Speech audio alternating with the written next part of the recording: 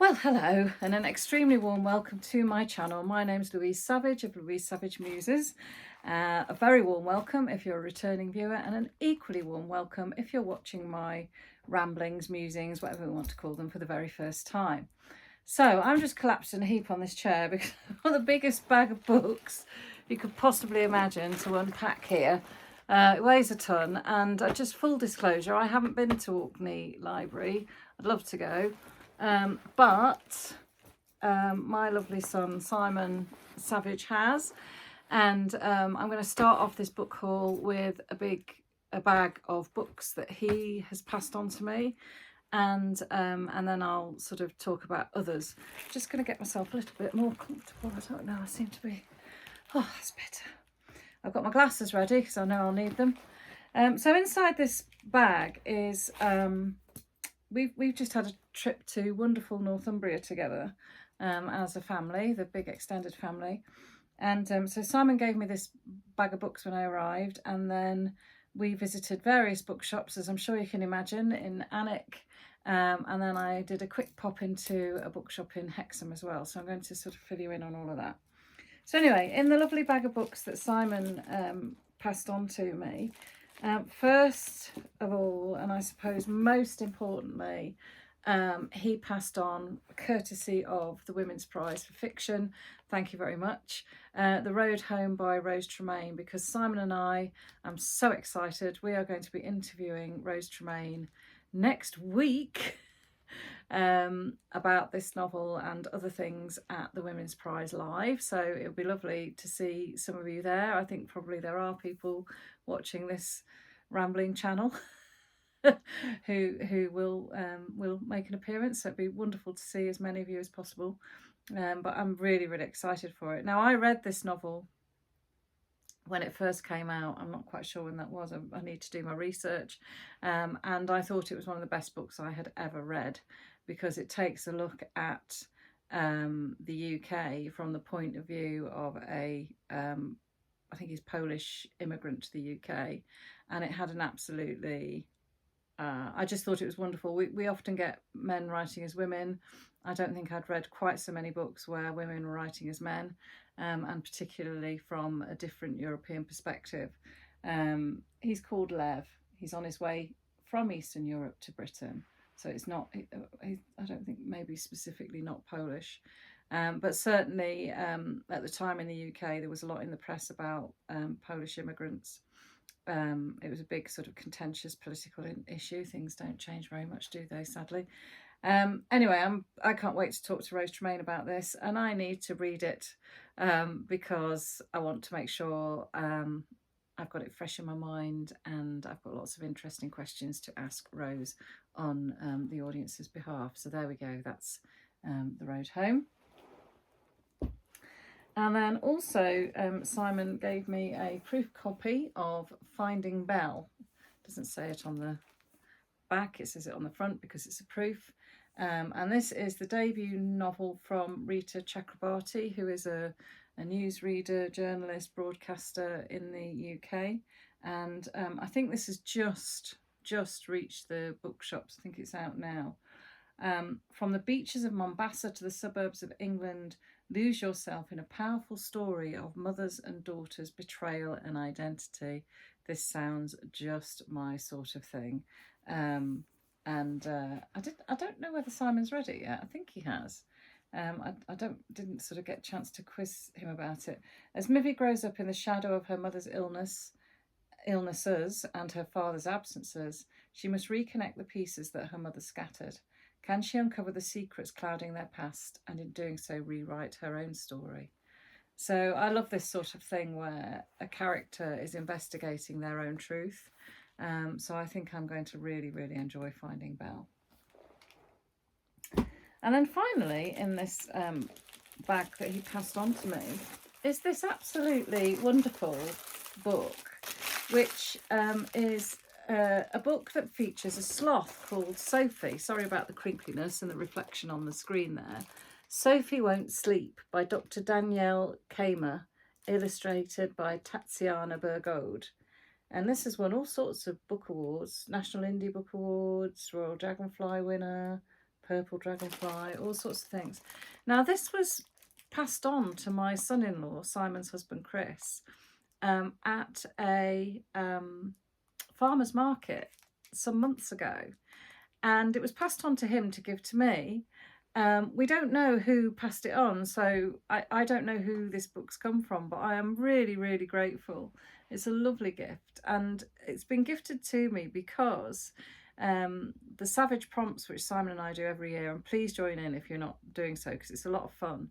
One of the prompts, I think it's later on in the year, is to read a book that features your favourite animal. And when we pick the prompts out of the jar, my favourite animal is a sloth. So we were like, oh no, we're going to be able to find a book about a sloth. And I've had loads and loads of wonderful suggestions, but thank you so much to whoever it was who passed this book on, because I am really looking forward to reading Sophie's story. Okay, so that was, oh look, I've just found some pickup sticks. One of my favourite childhood games, which I must have packed to take along with me, and a pack of unopened playing cards, which we didn't get around to using. So there's all sorts of bits and pieces from my holiday in here. So what will I talk about next? Well, I think I might forget otherwise, but I did pop into, I absolutely love a charity shop for collecting books. And this one was £2.49 from the Oxfam bookshop in Hexham.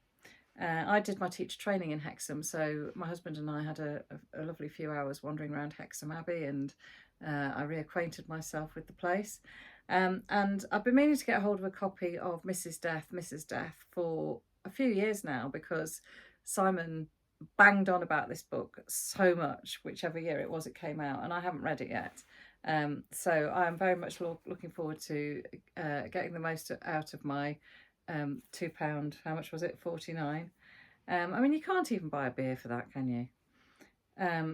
So Mrs. Death has had enough. She's exhausted by her job and now seeks someone to unburden her conscience to. Not as well, as in she wants to talk to them, I think. I'm going to put my glasses on, I'll be much better. Here we go. She meets Wolf, a troubled young writer who, enthralled by her stories, begins to write Mrs. Death's memoirs. As the two reflect on the losses they've experienced, their friendship flourishes.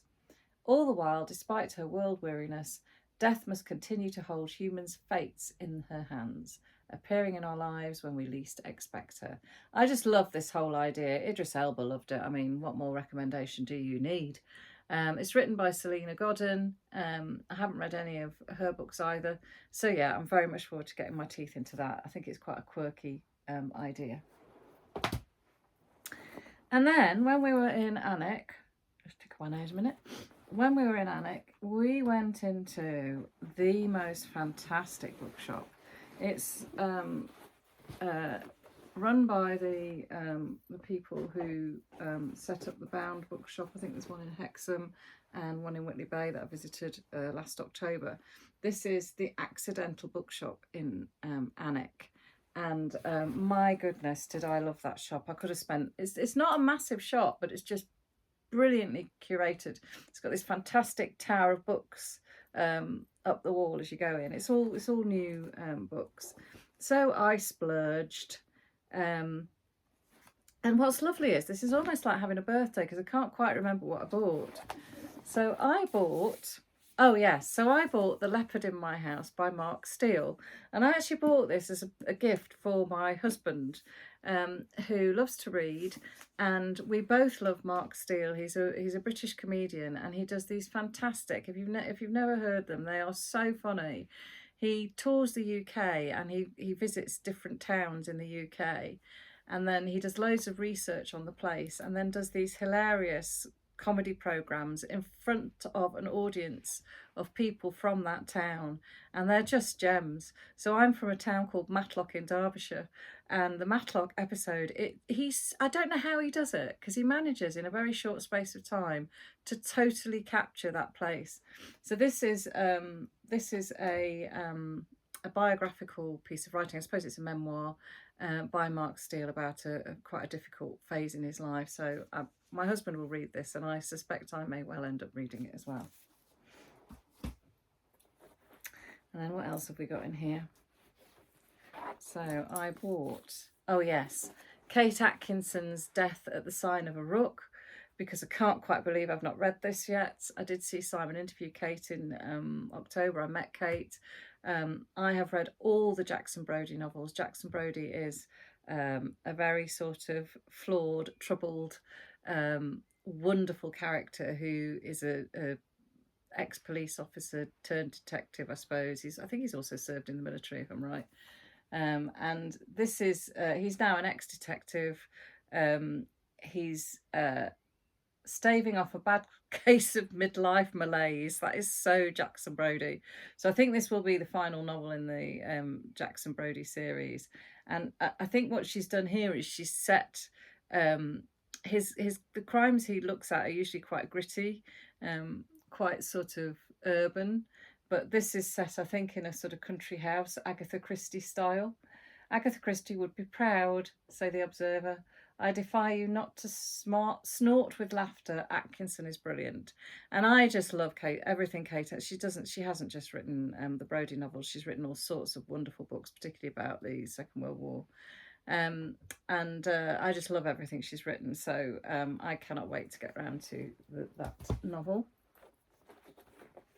What else have we got? I'm having a right old rummage.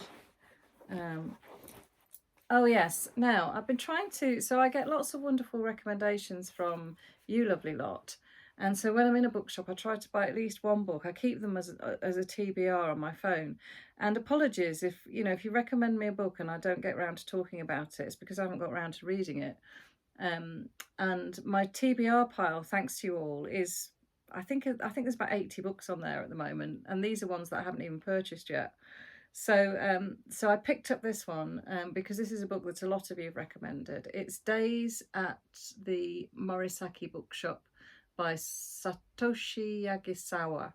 From the beginning of summer to early spring, I lived at the Morisaki Bookshop. I spent that period of my life in the spare room on the second floor of the store, trying to bury myself in books.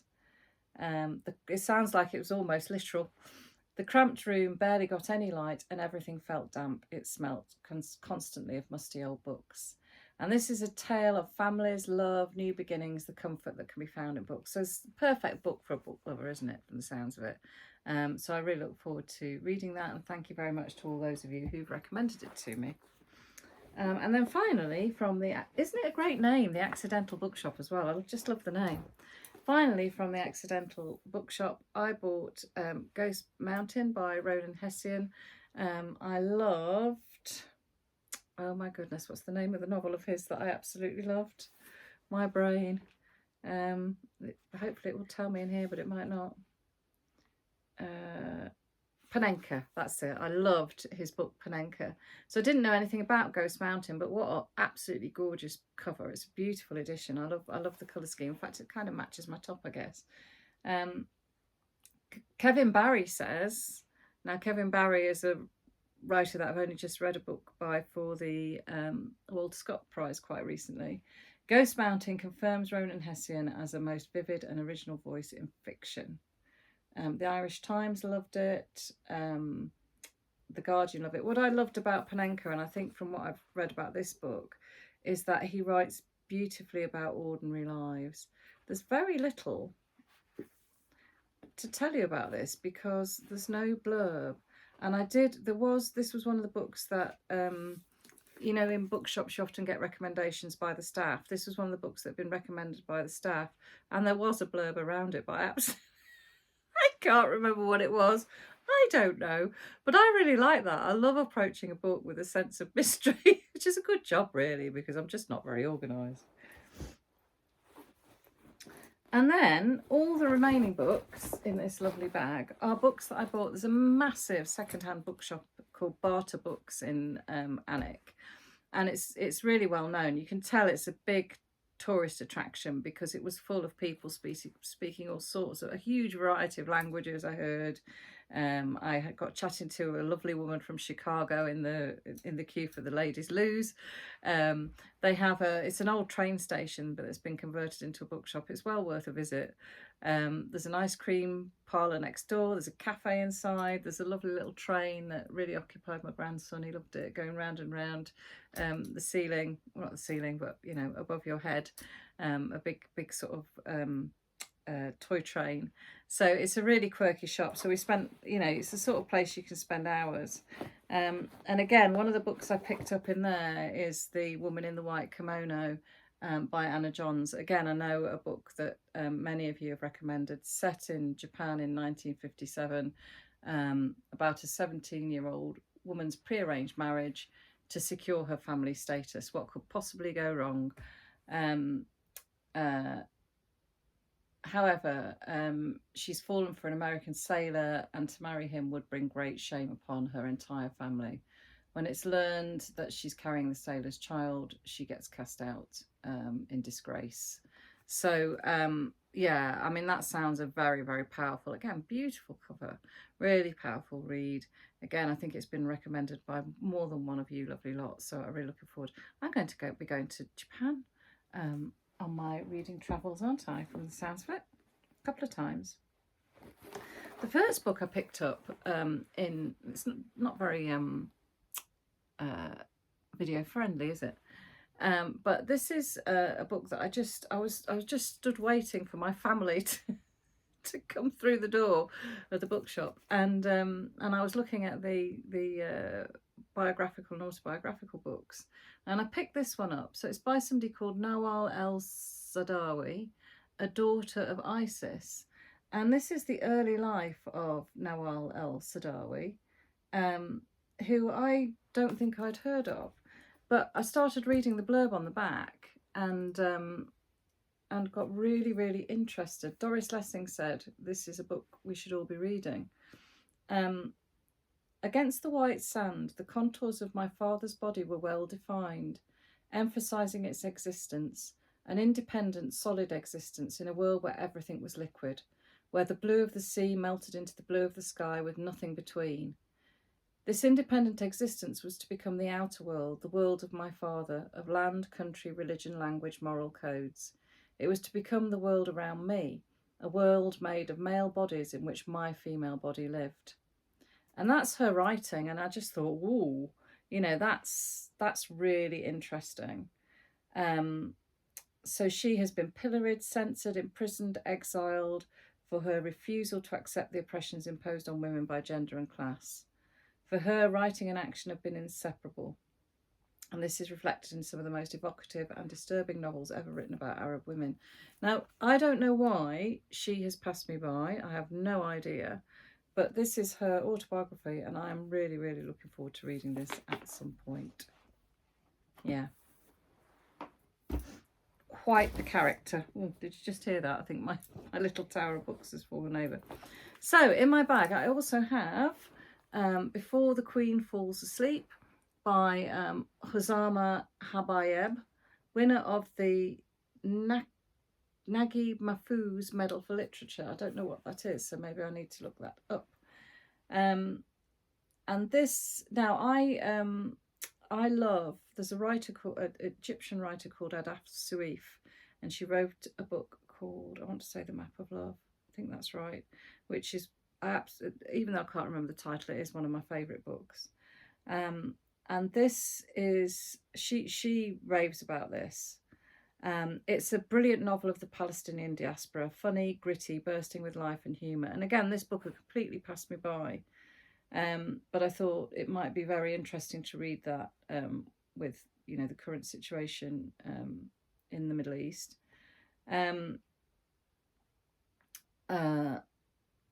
Habayeb weaves a richly observed and affectionate portrait of a family displaced from their homeland, and of the women at its heart. Women with too much to do, too many mouths to feed, and too many thwarted dreams. Told with humour and poise, this is a story of the love and betrayal that pursues Jihad and her family from Kuwait to Jordan to Dubai. Now, I'll also enjoy reading this because I have been to Jordan, so, you know, it'd be nice to see what version of Jordan is represented in this story. So yeah, that's really, if anyone's read that, I'd be really interested to know, because I hadn't come across it at all. There are 3 more books in my bag, can you believe? So I have The Djinn Waits 100 Years by Shubnam Khan. And I think this is going to be a sort of page-turnery type thing.